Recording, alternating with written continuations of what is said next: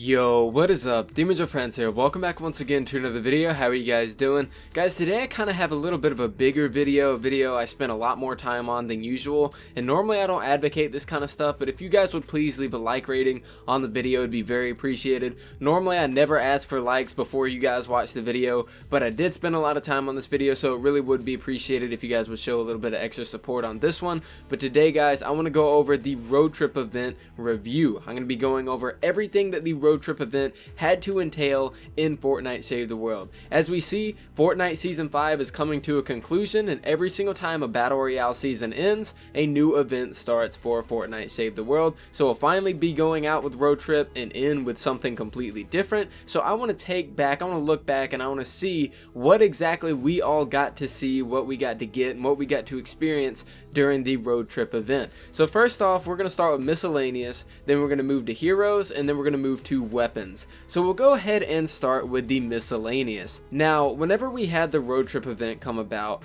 we ended up getting Challenge the Horde. It was basically Horde Bash. If you guys don't know what Horde Bash is, it's basically what Challenge the Horde was called like way back when, before really many people played the game at all, and you guys obviously know what Challenge the Horde is now. We also got the Canny Valley biome during the road trip event, which was huge, something that a lot of us have been asking for, and it's actually the second biome to ever get added to Fortnite Save the World. So we all would be dealing with the Stonewood biome if it were not for the Canny Valley biome being added. We also got Horde Challenges. These would be weekly challenges where we'd either get 1500 gold or a hero, and it'd kind of cycle between the two, and we'd get a chance to earn some gold for stuff in the shop, and then we'd get a chance to earn an exclusive hero, and 9 times out of 10 they were actually really good, and I enjoy all of them. Then we had the birthday event happen during the road trip event. It's like an event inside of an event, and I thought I'd include it because it happened during the road trip event, and it's actually part of the road trip event as well. Which the birthday event in and of itself is arguably the best event, the best time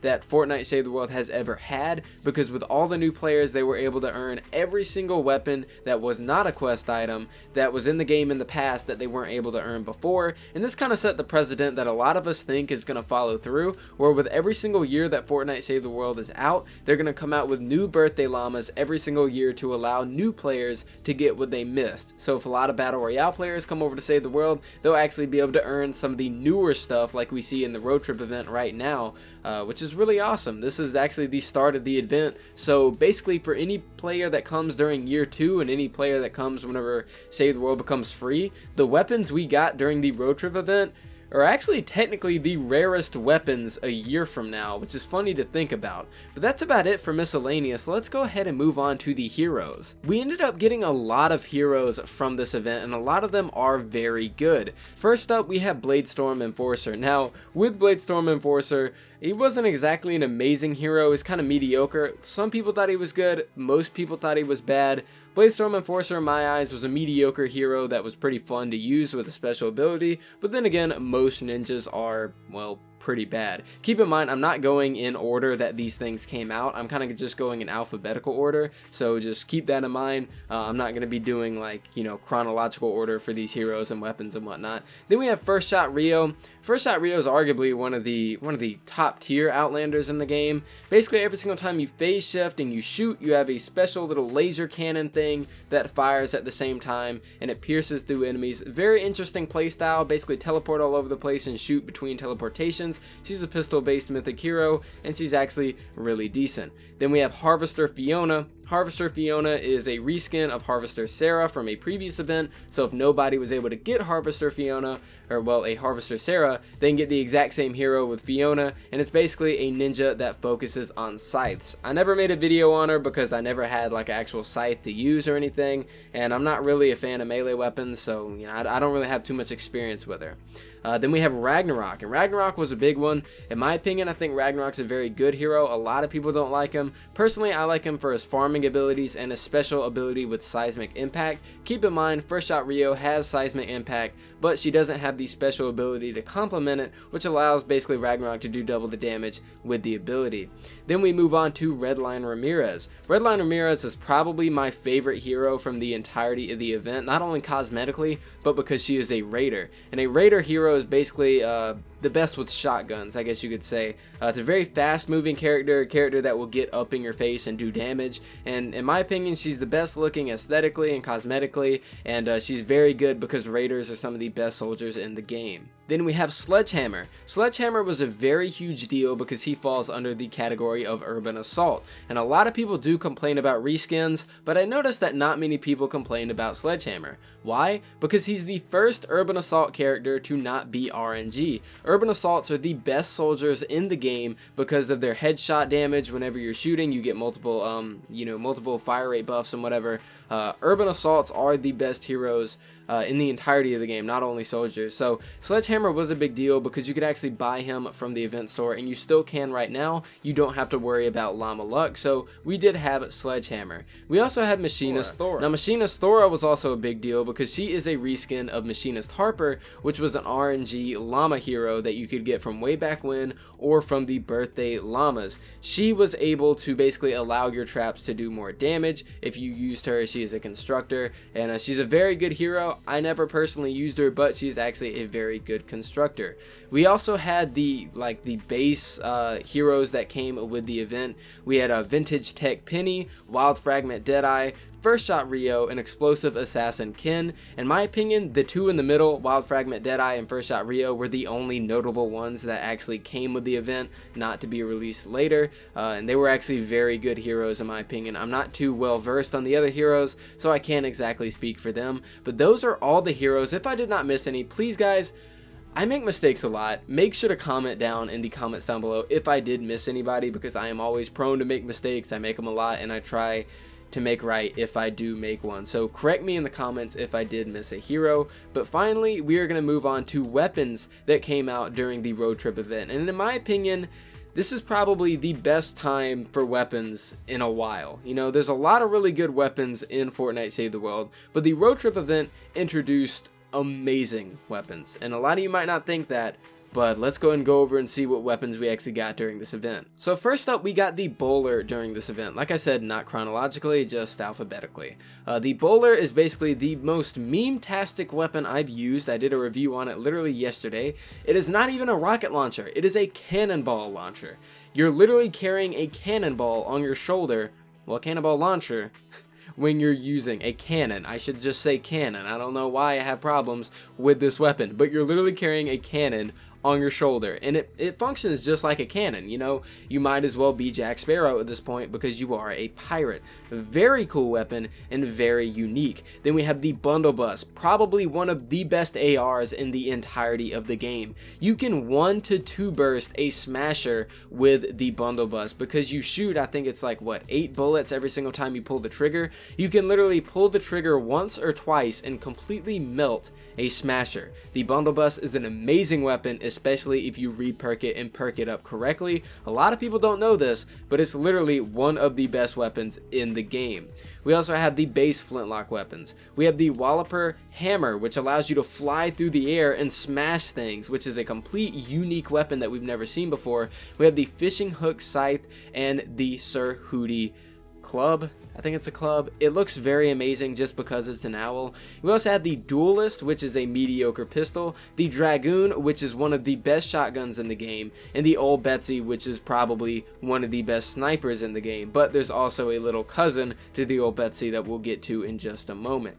Then we move on to the Hydra. Now, for those of you guys that don't think that the Hydra is supposed to be part of the road trip event because it happened during the birthday event, we'll take a look at this picture right here. You can clearly see that they're selling it in the event shop, so that is why I count it as a road trip event, as obviously the birthday event is not going on right now. So the Hydra is an amazing weapon. It's kind of, well, it's really mediocre, but it's amazing in the fact that it was so rare for so long and then it became relevant. You know what I mean? So it's really cool weapon. I like it, but I don't really use it too often, but I did a whole modded video on the Hydra, which was really fun. But yeah, there's the Hydra. Then we have the cousin to the Old Betsy, which is the Spyglass. And this weapon took me by surprise. It is the Old Betsy, but essentially with just a scope and no fall damage. Not no fall damage, no drop-off damage. So like, whenever you shoot from far away, your bullets would do less damage. This one doesn't have any drop-off, so you're always doing 100% of the damage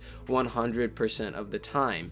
Then we move on to arguably the two best assault rifles we've seen in a very long time. Two of my personal favorites. We had the Typewriter, which came very early on during the road trip event. This is a weapon that I have 100% maxed out in terms of legendary perks and reperked it completely to exactly where I wanted it to be. It's essentially an SMG version of the Gravedigger, and I will be doing a video on that very soon comparing the Typewriter to the Gravedigger. But this weapon is completely amazing, and a lot of people, I've heard people, some say they don't like it, and most people say that they do like it. Personally, I'm in the camp that I love this weapon.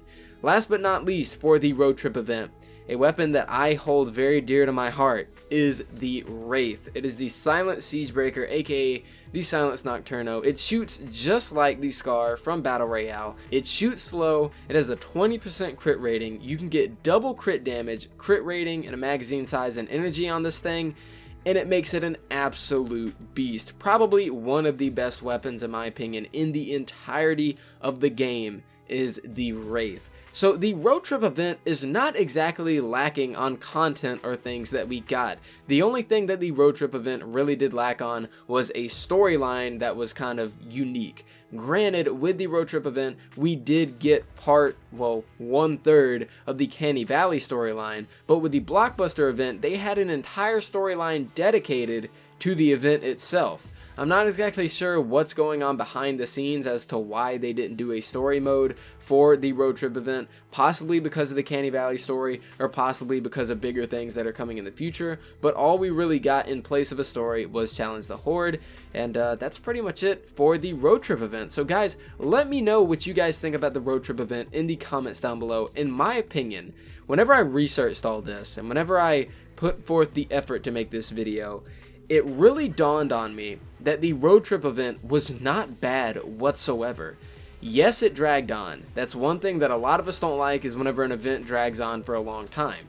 But it's an essential season from Fortnite Battle Royale. The only difference is that in Battle Royale, they have a cube that moves around the map, and in Fortnite Save the World, we get tons of weapons and tons of heroes with unique abilities and functions. So, in my opinion, the road trip event overall, I would give an 8 or a 9 out of 10 out of all the events that we've had. This is one of the best events that we've had in terms of heroes, weapons, and just things that happen in general. I mean, we literally cannot forget that an entirety of the birthday event happened in the road trip event, which is like eventception, but still one of the best events inside of this event, which also is one of the best events, happened. And we just got so much content in re-released content and so many heroes and Battle Royale skins that a lot of people wanted to see, and it was just amazing. We got a lot of stuff with this event, a lot of really good stuff, and I just cannot rag on it whatsoever. It was an amazing event, although it felt like it got dragged out. We got a ton of content with it, and I'm very satisfied with this event. So let me know what you guys think in the comments down below. Did this video change your mind? Did you guys hate the road trip event and now you actually like it because you actually see how much you got? Or are you still like, I don't like it? Let me know in the comments down below. But yeah guys, thank you so much for watching. I worked really hard on this video to make sure to get it out for today. I'm going to be at work today, so if I'm kind of slow with replying to comments or hearting comments or whatever, I apologize, but sometimes whenever I get my free time, I try to make sure I respond to you guys. But yeah guys, thank you so much for watching. I really do appreciate it. Make sure to leave a like on the video if you did like it, dislike if you did not, subscribe if you're new, and I'll see you guys next time.